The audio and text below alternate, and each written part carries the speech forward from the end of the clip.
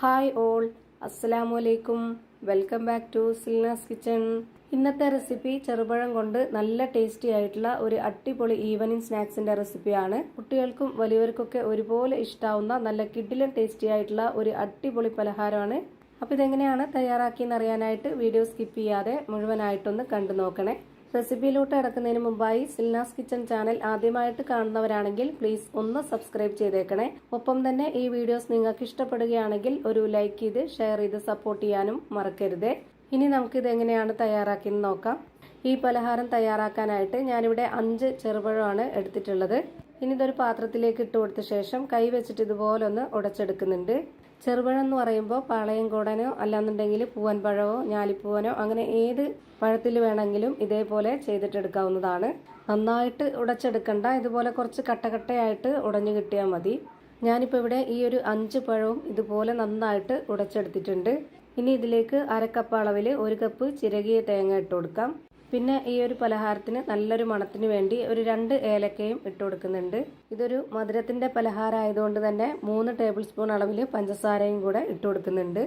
ഇനി നമുക്കിതൊന്ന് മാറ്റി വെച്ചേക്കാം. അടുത്തതായിട്ട് ഒരു കാര്യം കൂടി ചെയ്യാനുണ്ട്. അതിനായിട്ട് ഞാനിവിടെ ഒരു മിക്സിയുടെ ജാർ എടുത്തിട്ടുണ്ട്. ഇതിലേക്ക് ആദ്യം 2 ബ്രെഡ് ഇതുപോലെ ഒന്ന് പൊട്ടിച്ചിട്ട് കൊടുക്കാം.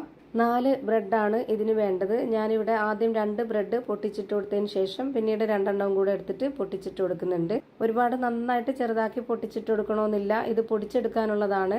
ഞാനിപ്പോൾ 4 ബ്രെഡും ഇതിൽ പൊട്ടിച്ചിട്ട് കൊടുത്തിട്ടുണ്ട്. ഇനി ഇതൊന്ന് പൊടിച്ചെടുക്കാം.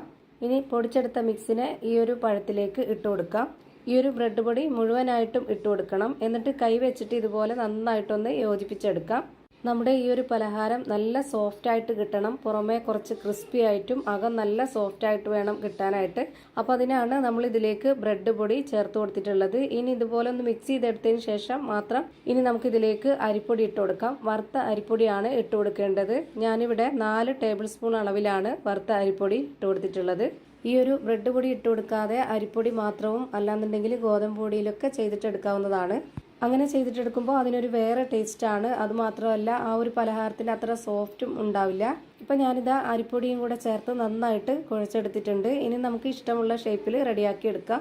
ഞാനിപ്പോൾ ഈ ഒരു ഷേപ്പിലാണ് റെഡിയാക്കി എടുക്കുന്നത്. കുറച്ച് കുഴഞ്ഞിട്ടാണ് ഇപ്പോൾ നമുക്ക് ഈ മാവ് ഇരിക്കുന്നത്.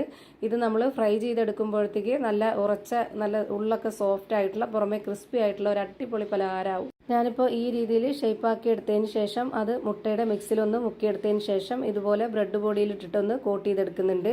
ബ്രെഡൊക്കെ ചേർത്തത് കൊണ്ട് തന്നെ നല്ല കുഴഞ്ഞിരിക്കുന്നതുകൊണ്ട് ഇതിൻ്റെ ഷേപ്പൊക്കെ പോവും. അപ്പോൾ നമുക്ക് ഈ ഒരു ബ്രെഡ് പൊടിയിൽ കോട്ട് ചെയ്തെടുത്തതിന് ശേഷം ഒന്നും കൂടി ഇത് ഷേപ്പാക്കി എടുക്കണം. ഞാനിപ്പോൾ ഇതിൽ ഒരെണ്ണം കൂടെ കാണിച്ചു തരാം. ഇതുപോലെ കുറച്ച് മാവ് എടുത്തിട്ട് കയ്യിൽ വെച്ച് ഈ മാവൊന്ന് റെഡിയാക്കി എടുത്തിട്ട് ഈ ഒരു ഷേപ്പിലാക്കിയിട്ട് നമുക്ക് മുട്ടയുടെ മിക്സിലൊന്ന് മുക്കിയെടുത്തതിന് ശേഷം ബ്രെഡ് പൊടിയിലേക്കും കൂടെ ഒന്ന് കോട്ട് ചെയ്തിട്ടെടുക്കാം.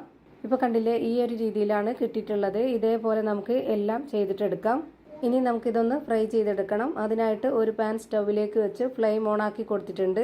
കുറച്ച് ഓയിൽ ഒഴിച്ചു കൊടുത്തതിന് ശേഷം ഓയിൽ നന്നായിട്ടൊന്ന് ചൂടായിട്ട് വരുമ്പോൾ ഇതിലേക്ക് ഓരോന്നോരോന്നായിട്ട് ഇട്ട് കൊടുക്കാം.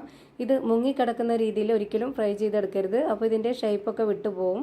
അതുപോലെ തന്നെ ഇതിന് ഒരുപാട് ഫ്ലെയിമിൻ്റെ ആവശ്യമില്ല. ലോ ടു മീഡിയം ഫ്ലെയിമിൻ്റെ ഇടയ്ക്കുള്ള ഒരു ഫ്ലെയിമിൽ വെച്ചിട്ട് വേണം ഇത് വേവിച്ചെടുക്കാനായിട്ട്.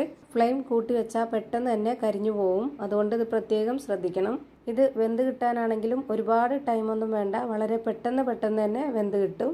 ഇപ്പോൾ ഇതിൻ്റെ എല്ലാം ഒരു സൈഡ് വെന്ത് കിട്ടിയിട്ടുണ്ട്. ഇനി മറ്റേ സൈഡ് കൂടി ഒന്ന് വെന്ത് വരട്ടെ. ഇപ്പോൾ ഇതിൻ്റെ 2 ഭാഗം വെന്ത് കിട്ടിയിട്ടുണ്ട്. ഇനി നമുക്കിത് ഓരോന്നോരോന്നായി എണ്ണയിൽ നിന്ന് കോരി മാറ്റാം.